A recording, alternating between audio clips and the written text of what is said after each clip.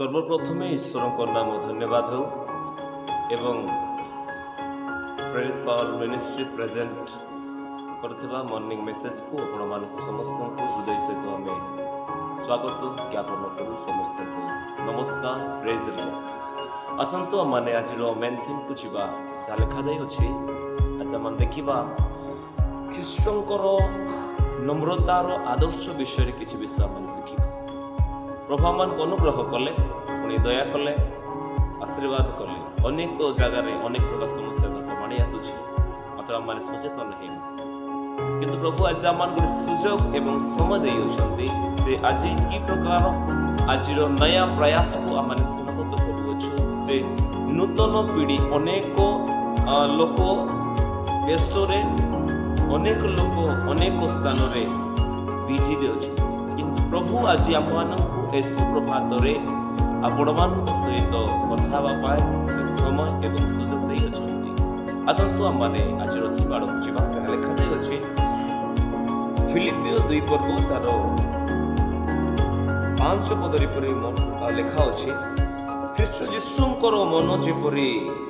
थिला तुम मानकर सही परि मन हेउ। जे प्रभुंकर प्रिय विश्वास एवं विश्वासी गण ईश्वर वाक्य लिखा जाए ख्रीष्ट यीशु ख्रीष्टंकर मन की प्रकार थिला और आज आमर मन की प्रकार अछि ताहा के मैं निजको पचारि कि मोर मन की प्रकार अछि ताहा के भी हमें जानी पारु कि आमे की प्रकार जीवन काटिछु। ख्रीष्ट यीशुंकर मन की प्रकार थिला यीशु कहले वाक्य लिखा अछि जे तुम्हें माने होछो मोर प्रतिबिंब जहाँकि आम ईश्वर प्रतिबिंब तो ईश्वर भाया आम देखा तो आम मन कि प्रकार अच्छी देख जड़े जदि प्रचार करुच्छे जड़े ईर्षा होना ख्रीष्ट यीशुंकर मन था कि प्रकार आज जड़े जन को ग्रहण करुच्छी आउ जड़े त्याग करुच्छी ख्रीष्ट यीशुंकर मन प्रकार थिला कि किंतु प्रभु कहले मोर मन जे प्रकार थिला तुम मानकर मन मध्य से प्रकार हे किंतु आज आम भाई भाई भितर पड़ुना अर्थात पालक पालक मध्य पड़ुना विश्वासी विश्वासी मानक मध्य पड़ुना जड़े जदि प्रार्थना करबा आग को बढ़िले आउरी जन को चैलेंज होछि बा घृणा मनोभाव होछि आज यीशु ख्रीष्टंकर मन कि रियल ख्रीस्टियन जीवन ख्रीष्ट जीवन नम्रतार आदर्श के एटा नाही आम कि प्रकार आदर्श पाइबा कारण यीशु ख्रीष्टंकर वाक्य को न मानी लोक मानकर कथा को आम मानुछु ख्रीष्ट यीशुंकर मन जे आमे ख्रीष्ट को जानिथिबा लोक माने हेथिबा हेतु यीशु ख्रीष्टंकर मन कि प्रकार थिला आम मानकर मन मध्य से प्रकार होबार अछि। आमे निज को शांति बनाइबा निज को जेते लोक घृणा करथु आमे निजे ठिया हेबा। प्रभु कहले जगत मते घृणा करियो तुमको घृणा करिबो नाही सेति पाए प्रभु जे पाउलंक भाषा रे जदि आमे कहिबाकू गले गोटे निगुण कथा आपण मान अछि हालेलुया। ईश्वर करबाक लिखा जाए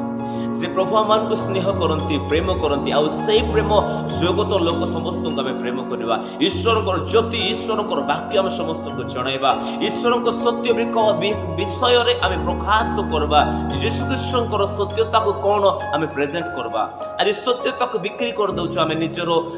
डिनोमिनेशन पाए निजरो संस्था पाए निजरो कार्य पाए निजर प्रत्येक विषय पाए बिकुछु प्रिय मंडली आमे निजे पचारबा मूड करेक्ट अछि कि नाही। ईश्वर को वाक्य लिखा जाए नम्रता विषय की प्रकार हेबा दरकार जहाँ ईश्वर को वाक्य लिखा जाए आम भितर अछि समस्त मन गोटे प्रकार आज गोटे मन होछि कि गोटे चर्च लोक दी भाग बसुछंती एटा गोटे मन हैला कि नाही आमनकर मन एक प्रकार हेबा दरकार आमनकर आराधना मध्य अन्य अन्य प्रकार होछि हमर आराधना एक प्रकार हेबा दरकार। ईश्वर को वाक्य लिखा जाए तुमर मन गोटे हो तुम शरीर एक अटे कारण यीशु ख्रीष्टंकर अंग प्रत्यंग आम माने समस्त अच्छु ना कहीं मात्र आम ठारे रक्त रक्त पड़ू ना ख्रीस्टान ख्रीस्टान मध्य पड़ू ना आज से गोटे पदवी गला मते आज घृणा लगुच कारण ये यीशु ख्रीष्टंकर मन ना ख्रीस्टान मन ना ख्रीष्ट मन करबा पाए भलरे ईश्वर वाक्य प्रति ईश्वर जीवंत प्रति आम आकर्षित होगा ईश्वर को वाक्य को आम जाना चिन्हवा ईश्वर को वाक्य लिखा जाए ख्रीष्ट जीशुंकर मन जे प्रकार थिला तुम मानकर मन से प्रकार हो दुई प्रकार आम मन होगा